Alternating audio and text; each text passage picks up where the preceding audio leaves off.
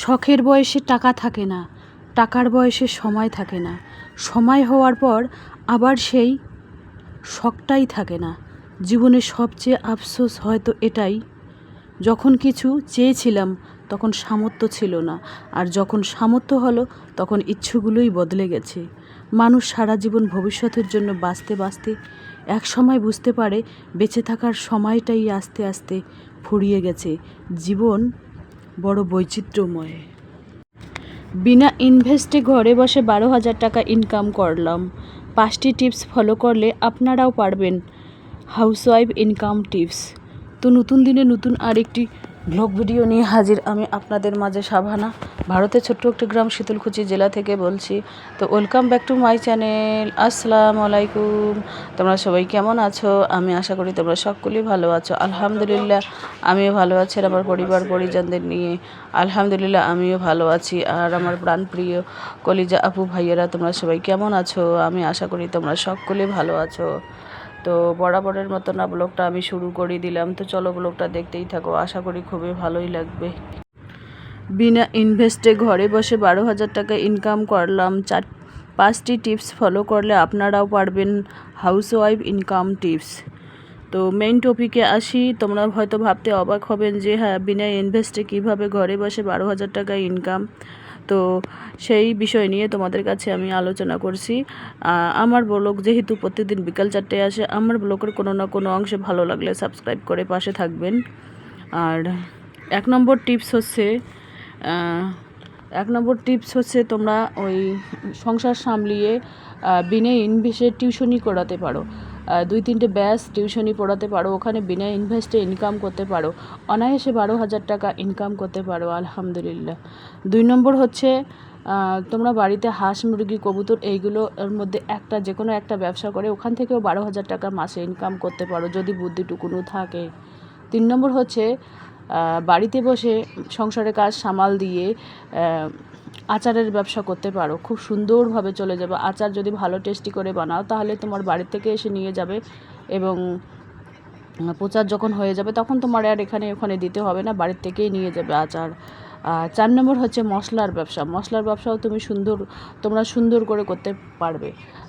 যেহেতু আমরা গৃহিণীরা মশলা তৈরি করি, রান্নার কাজে সবসময় ব্যবহার করি, তাহলে আমরা যদি সবসময় সেই মশলাগুলো বাড়িতে তৈরি করে বিক্রি করে তাহলে ওখান থেকেও 12,000 টাকা ইনকাম করা সম্ভব।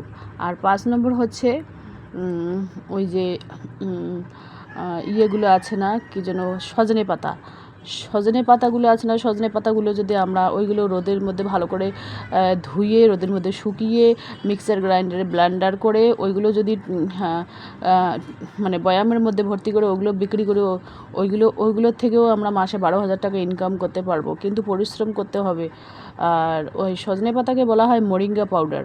তোমরাও চাইলে এই 5 টিপস যদি তোমরা ফলো করতে পারো তাহলে কিন্তু বিনা ইনভেস্টে তোমরা ঘরে বসে থেকে 12,000 টাকা ইনকাম করতে পারবে। যদি তোমরা এভাবে চেষ্টা করো তাহলে কিন্তু এখান থেকে তোমরা ইনকাম করতে পারবে আলহামদুলিল্লাহ। তো যাই হোক, চলো ব্লগটা দেখতেই থাকো, আশা করি খুবই ভালোই লাগবে। এবার আমার সাদা মাটা টেবিলের জিনিসগুলো এক এক করে শুকনো ন্যাকড়া দিয়ে মোছামুছি করে নিচ্ছি, পরিষ্কার করে নিচ্ছি। বাপরে বাপ, যা গরম পড়েছে কি বলবো। আর মানে গরমের মধ্যে না ঘর থেকে বেরোনো যাচ্ছে, না কোনো কাজ করা যাচ্ছে, না খাওয়া যাচ্ছে, না ঘুম পাড়া যাচ্ছে, কোনোটাই ভালো লাগে না, এত গরম, প্রচণ্ড গরম। আর যখন কারেন্ট চলে যায় তখন এক দুপুর বা 2 ঘন্টা 3 ঘন্টা কারেন্টের কোনো আতা পাতাই থাকে না। যাই হোক, আমরা যেহেতু গ্রামের মধ্যবিত্ত ঘরের গৃহিণী, আমাদের ওটা অ্যাডজাস্ট করার মতো সেই ধৈর্য ক্ষমতা সেই আল্লাহ দিয়েছে। তো এখানে তোমাদের সবজি খরচ দেখাচ্ছি, পেঁয়াজ, আর এখানে কাঁচা হলুদ নিয়ে এসেছি। কাঁচা হলুদ কিন্তু আমি ডেইলি সকালবেলায় উঠে খালি পেটে খাই, গরম পানির সাথে খাই আর কি। সেই জন্য আমি 1 কিলো করে কাঁচা হলুদ কিনে নিয়ে আসি। যেহেতু আমরা নিজের রূপচর্চার ক্ষেত্রে কিন্তু আমরা কাঁচা হলুদটা ব্যবহার করে থাকি, ব্যবহার করে থাকি। আর ওই কাঁচা হলুদটা যদি আমরা খাই তাহলে ভেতর থেকে আমাদের যে একটা পরিষ্কার পরিপাটি পরিচ্ছন্ন, মানে আমাদের যে লিভারটা আছে ওটাও একেবারে চাঙ্গা হয়ে যায়। এটাই হচ্ছে মেন কথা। আমাদের তো আবাদ সুবাদ নেই যে কাঁচা হলুদ আবাদ সুবাদ করে সবসময় খাবো, আমরা কিনে এনেই খাই। তো যাই হোক, চলো ব্লগটা দেখতেই থাকো, আশা করি খুবই ভালোই লাগবে। আর এবার দেখুন আমি সংসারের টুকিটাকি কাজকর্ম তোমাদের কাছে শেয়ার করতেছি। আর টিনের ঘরের যা গরম, বাপরে বাপ, হেব্বি গরম, হেব্বি, কি বলবো। আর আজকে আজকে আমার আমার মনে মনে আমি একটাই কথা ভাবছি, আমি তো অন্নপূর্ণা ভাণ্ডার টাকা পেলাম না।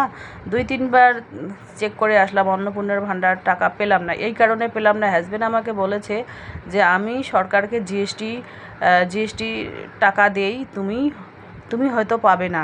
তো আমি হাজব্যান্ডকে বলেছি, ঠিক আছে, আমি যদি না পাই, তোমার জিএসটির কারণে যদি না পাই, তাহলে কিন্তু প্রত্যেক মাসের 3,000 টাকা করে আমি তোমার কাছেই নিব। তো হাজব্যান্ড কিছু বলেনি, ওই রকমই আছে। তো যাই হোক, মানে 3টে কারণে নাকি মানুষ, কোনো মহিলারা পাবে না আর কি অন্নপূর্ণা ভাণ্ডার। 1 নম্বর কারণ হচ্ছে জিএসটি সরকারকে দিলে ওটা পাবে না। 2 নম্বর যাদের নাম বাতিল হয়ে গেছে তারা পাবে না। 3 নম্বর যাদের সরকারি চাকরি আছে তারা পাবে না অন্নপূর্ণা ভাণ্ডার। তো আমার দুটোই ঠিক আছে, একটাই কিন্তু আমার ঠিক নেই। জিএসটি টাকা দিচ্ছে আমার হাজব্যান্ড, সে কারণে হয়তো আমি নাও পেতে পারি। আমি কিন্তু 2 দিন থেকে হয়রানি হচ্ছে খুব, এখানে ওখানে ছুটোছুটি করতেছি, চেক করতেছি, আজ বেলে ওখানে সার্ভার ডাউন, কাল ওখানে সার্ভার ডাউন, এভাবে ঘোরাঘুরি করতেছি। তো আজকে অলরেডি জানা হয়ে গেল যে আমার অ্যাকাউন্টে 102 টাকা আছে। মনে হয় আমি পাবো না। আমি যদি পাইতাম তাহলে ঘরে এসে ধেই করে নেচে উঠতাম। যাই হোক, 3,000 টাকা পাওয়া মানে একটা বিশাল বড় পাওনা, ছোটো মোটো একটা চাকরির টাকা, সেটার থেকে আমি বঞ্চিত হয়ে গেলাম। এটাই আমার আফসোস, এটাই আমার কষ্ট। আর আমার যে 2 ভাইয়ের বউ আছে, ওরা কিন্তু পেয়েছে, 3,000 টাকা করে পেয়েছে। আর আমার বোন এখনও পায়নি, কারণ আমার বোন আবেদন করেনি। আর আমার মা হয়তো 60 বছর পার হয়ে গেছে, 60, 61, 62 হয়ে গেছে। আমার মা হয়তো পাবে না, ভাতা পায়, সেজন্য হয়তো পাবে না মনে হয়। তো যাই হোক, আফসোস করে লাভ নেই। যদি ঢুকলেও ঢুকতে পারে, তোমরা দোয়া করবেন উপরওয়ালার দোয়াতে যদি ঢোকে। এখনও বেশিরভাগ লোকের টাকা ঢোকানো হয়নি, বাকি আছে। যদি ঢোকে, সবাই তো ওটাই বলে, যাদের নাম বাতিল হয়েছে তারাও নাকি পেয়েছে টাকা। তা হয়তো আমিও পেতে পারি, ওটা আশা নিয়েই আছি আর কি। যাই হোক, মানে আরও অ্যাপ্লাই করবো, দুয়ারে সরকার বসবে, ওখানেও অ্যাপ্লাই করব। মানে আমি চেষ্টা জারি রাখবো, পাবো না পাবো ওটা পরের প্রশ্ন, চেষ্টা জারি রাখবো। তো এবার আমি লালার একটু ঝাড়াঝাড়ি করে নিচ্ছি, আর আমার টিনের বেড়া দেওয়া রুমটা একটু ঝাড়া মোছা করে নিচ্ছি। আলহামদুলিল্লাহ, এখানে বোতলে দুধ আছে, গরম করে নেব এখন। মানে টুকিটাকি এই সংসারের কাজ গুছিয়ে নেব। আর এই যে টিনের বেড়াটা এভাবে আমি মোছামুছি করে নিচ্ছি।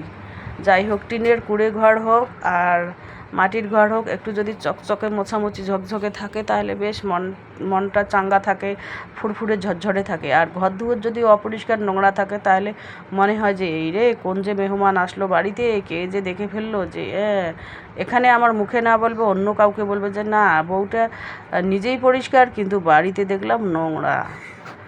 তাহলে এই সমস্ত কথা শোনার আগে আমাকে ঘুম থেকে উঠেই আগে আমাকে ঝাড়ু দিতে হয়, আবার বাসনপাটি পরিপাটি করতে হয়। তাহলে মনে হয় যে না, কোনো মেহমান আসলে শান্তি পাবো।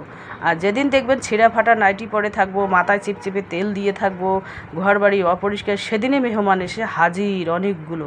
আর যেদিন দেখবে তুমি পরিষ্কার হয়ে আছো, বাড়িঘর দুয়ার ঝাকাশ হয়ে আছে, সেদিন কোনো মেহমান আসবে না। এটা আমি একেবারে গ্যারান্টি দিয়ে বলি তোমাদের। তোমাদের কার কার সাথে এরকম হয়েছে একটু কমেন্ট বক্সে লিখে দিও। তো আজকে রান্নার আয়োজন কী কী হচ্ছে তোমাদের কাছে একটু শেয়ার করতেছি। এখানে পোলট্রির মাংস, আলু দিয়েছি ছেলের জন্য, আর আমার জন্য 10-12টা কাঁঠালের বিচি দিয়েছি। আমার কাঁঠালের বিচি খুব পছন্দ। কাঁঠালের বিচির মধ্যে ক্যালসিয়াম, ফসফরাস, ম্যাগনেসিয়াম প্রচুর পরিমাণে আছে। এগুলো কিন্তু শরীরের পক্ষে খুবই ভালো, উপকারী। কিন্তু আমাদের গ্রামের ছেলেমেয়েরা সেইগুলো বোঝে না। ওরা বোঝে যে কাঁঠালের বিচির মধ্যে যে কী আছে সেটা ওরা জানে না, যে কাঁঠালের বিচি খাবো কেন। কিন্তু শহরের মধ্যে এগুলো পায় না। 60 টাকা কেজি শহরের মধ্যে কাঁঠালের বিচি, আর আলুর কেজি হচ্ছে 10 টাকা। তাহলে আমাদের কোনটা ভালো খেতে? আলু তো সব সময়ই খাই, আলুর দামই তো কম। তো আমি যে কোনো সবজি বানাই না কেন, ওখানে এক পথ হলো কাঁঠালের বিচি থাকবেই।